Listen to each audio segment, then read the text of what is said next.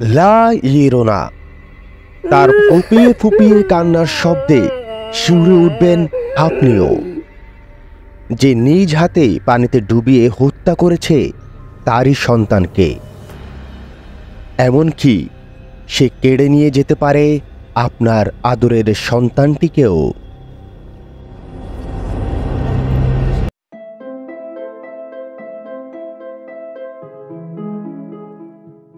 Extra মজা স্টুডিওর সাপ্তাহিক আয়োজন মজার মিথ। আমাদের এই আয়োজনে আপনাদের জন্য থাকছে মহাবিশ্বের জানা অজানা সব মিথ ও দেশ বিদেশের আলোচিত উপকথা। মজার মিথের পঞ্চম পর্বে আপনাদের জন্য থাকছে মেক্সিকোর এক ভয়ঙ্কর ডাইনি লা ইওরোনার কাহিনী, যে নির্জনে ফুঁপিয়ে ফুঁপিয়ে কাঁদে আর তার সঙ্গে নিয়ে যায় ছোট বাচ্চাদের। লা ইওরোনা এক প্রাচীন মেক্সিকান বিখ্যাত উপকথা কিংবদন্তি, যে ক্রন্দনরত এক অশরীরী নারীর আত্মা। মেক্সিকোর শিশুরা বেড়ে ওঠে এই লা ইওরোনার ভয় নিয়ে। উপকথায় এমন একজন নারীর কথা বলা হয়েছে, যিনি তার দুই ছেলের আত্মা না পাওয়া পর্যন্ত স্বর্গে প্রবেশ করতে অস্বীকার করেন। কে ছিল লা ইওরোনা? মেক্সিকোর ছোট্ট এক গ্রামে মারিয়া নামে অপরূপ সুন্দরী একজন যুবতী বাস করত। দরিদ্র পরিবার থেকে উঠে আসলেও সৌন্দর্য, মাধুর্য ও করুণার জন্য গ্রামে তার বিশেষ পরিচিতি ছিল। একদিন ওই গ্রামের মধ্য দিয়েই যাচ্ছিল ধনী এক ব্যক্তি। তখন হঠাৎ তার চোখ আটকে যায় লাবণ্যময়ী মারিয়ার সৌন্দর্যে। মারিয়ার সৌন্দর্যে মোহিত হয়ে বিয়ের প্রস্তাব দেয় সেই ধনী ব্যক্তি। মারিয়াও রাজি হয়ে যায়। বেশ সুখেই কাটছিল তাদের জীবন। এর মাঝেই জন্ম নেয় মারিয়ার দুই সন্তান। মারিয়ার ধনী স্বামীর কাছে ধীরে ধীরে অপ্রিয় হয়ে উঠতে শুরু করে সে। পূর্বের মতোই বিশ্ব ভ্রমণে বের হয়ে যায়। মাঝে মধ্যে এসে দেখে যায় তার সন্তানদের। একদিন তার স্বামী অল্প বয়স্ক এক মেয়েকে সাথে করে গ্রামে ফিরে আসে। যথারীতি মারিয়াকে উপেক্ষা করে তার সন্তানদের বিদায় জানিয়ে আবারও সে বেরিয়ে পড়ে ভ্রমণে। এবার পুরোপুরি ধৈর্যের বাঁধ ভেঙে যায় মারিয়ার। প্রচণ্ড ক্রোধে দুই ছেলেকে নিয়ে এক নদীর কাছে চলে যায় মারিয়া। হিতাহিত জ্ঞানশূন্য হয়ে সে সন্তানদেরকে ওই নদীতে ডুবিয়ে মারে। কিছুক্ষণ পর বাস্তব চেতনা জেগে উঠলে মারিয়া বুঝতে পারে কত বড় ভুল করেছে সে। মাথায় হাত দিয়ে নদীর কূলে বসে কাঁদতে থাকে মারিয়া।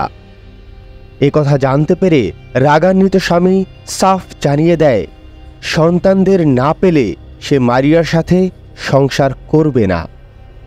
তখন সাদা গাউন পরে নদীর ধারে তার ছেলেদের খোঁজে মারিয়া এদিক ওদিক ছোটাছুটি শুরু করে। সন্তানেরা আবারও ফিরে আসবে, এই ছিল তার প্রত্যাশা। ছেলেদের ফিরে পাবার আগ পর্যন্ত কিছু মুখে নেবে না বলে প্রতিজ্ঞা করল মারিয়া। সাদা গাউন পরিপূর্ণ হল কাদামাটিতে। কোনো খাবার গ্রহণ না করায় সে ক্রমশ শারীরিকভাবে ভেঙে পড়ছিল। একসময়ের সুন্দরী মারিয়া হাড্ডিসার অবস্থায় মৃত্যুর কোলে অবশেষে ঢলে পড়ে। সেই থেকেই তার দুঃখী আত্মা সাদা গাউন পরে নদীর তীরে হাঁটতে থাকে, কাঁদতে থাকে।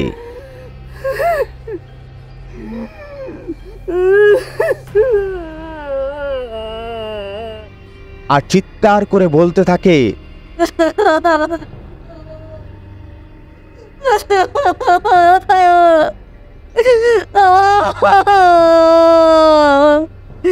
¿Dónde están mis hijos? ¿Dónde están mis hijos?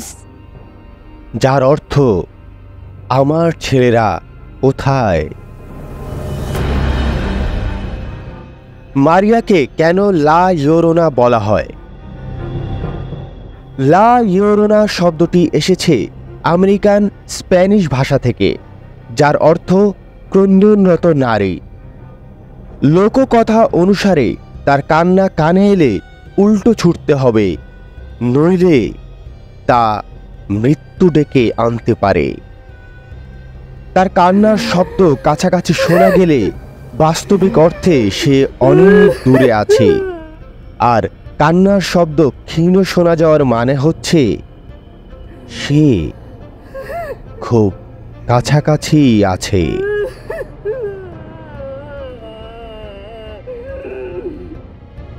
বাচ্চাদের ভয়ের কারণ লা ইয়োরোনা। জনশ্রুতি আছে লা ইয়োরোনা রাতে ঘুরে বেড়ানো শিশুদের অপহরণ করে নিজের শিশু ভেবে। সে নিজের ক্ষমার জন্য স্বর্গের কাছে ভিক্ষা চায় এবং অপহরণ করা শিশুদের পানিতে ডুবিয়ে দেয়। মারিয়ার অশরীরী আত্মার দেখা মেলে সন্ধ্যা কিংবা গভীর রাতে নদীর ধারে।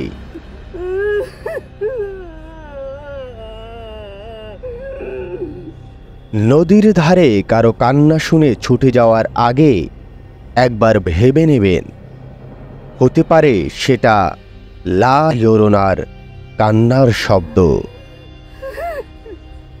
সামলে রাখুন নিজের সন্তানদেরকে। লা ইয়োরোনা আছে। ¿Dónde están mis ellos?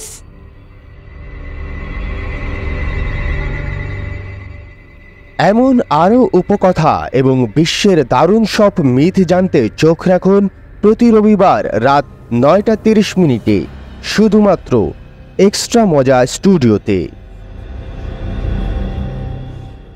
Extra মজা স্টুডিও, your entertainment partner।